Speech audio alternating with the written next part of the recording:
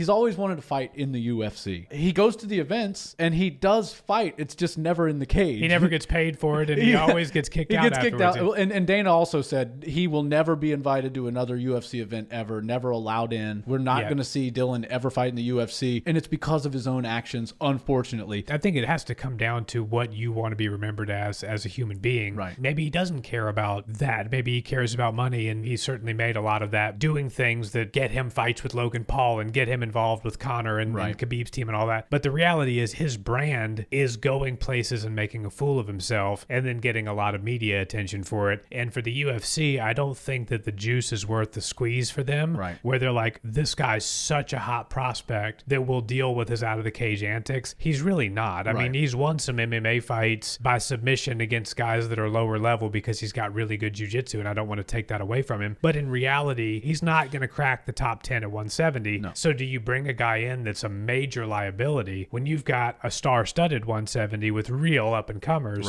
and take that risk? As big as the UFC is at this point, the answer is definitely no.